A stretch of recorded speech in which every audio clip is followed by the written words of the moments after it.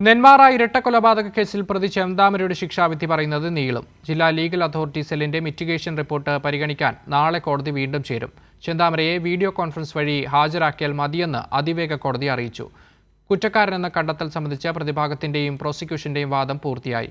ചത്തത് കീചകനെങ്കിൽ കൊന്നത് ഭീമൻ എന്ന രീതിയിലാണ് പോലീസ് ചെന്താമരയെ പിടികൂടിയതെന്ന് പ്രതിയുടെ അഭിഭാഷകൻ വാദിച്ചു.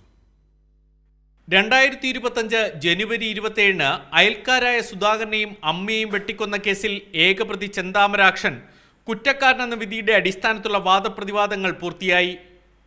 ഗാന്ധിയല്ലെന്നും വേണ്ടിവന്നാൽ ഇനിയും കുറ്റം ചെയ്യുമെന്നുള്ള പ്രതിയുടെ പരാമർശങ്ങൾ കുറ്റവാളിയുടെ മനസ്ഥിതിയാണ് കാണിക്കുന്നതെന്ന് വാദിഭാഗം അഭിഭാഷകൻ ചൂണ്ടിക്കാട്ടി. പരമാവധി ശിക്ഷ തന്നെ നൽകണം, എന്നാൽ ചത്തത് കീചനെങ്കിൽ കൊന്നത് ഭീമൻ എന്ന രീതിയിലാണ് പോലീസ് പ്രതി ചേർത്തതെന്ന് ചെന്താമരയുടെ അഭിഭാഷകൻ വാദിച്ചു.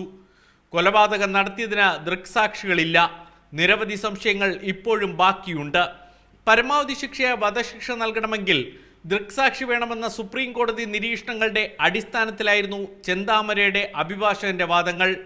എന്നാൽ ദൃക്സാക്ഷി കൂറുമാറിയതിനാലും സാഹചര്യ തെളിവുകൾ ശക്തമായതിനാലും വധശിക്ഷ വിധിക്കുന്നതിന് തടസ്സമില്ലെന്ന് പ്രോസിക്യൂഷൻ പറഞ്ഞു. അല്ല, അതിന് തടസ്സമൊന്നുമില്ല. കാരണം വധശിക്ഷയ്ക്കും സർക്കംസ്റ്റൻഷ്യൽ എവിഡൻസിനും വലിയ ബന്ധങ്ങളൊന്നുമില്ല.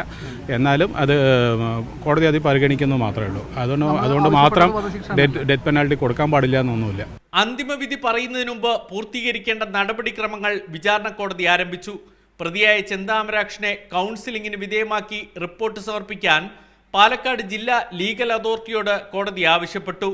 ലഭിക്കാൻ പോകുന്ന ശിക്ഷ സംബന്ധിച്ച് പ്രതിയോട് വിശദീകരിക്കുന്നത് വഴി പ്രതിക്ക് പശ്ചാത്താപമുണ്ടാക്കാനുള്ള അവസാന ശ്രമമാണ് കൗൺസിലിംഗ്. റിപ്പോർട്ടിന്റെ അടിസ്ഥാനത്തിലുള്ള വാദപ്രതിവാദങ്ങൾക്കായി കേസ് വ്യാഴാഴ്ച കേൾക്കും. അതിനുശേഷമായിരിക്കും അന്തിമവിധിയിലേക്ക് കടക്കുക. കൈരളി ന്യൂസ്, പാലക്കാട്.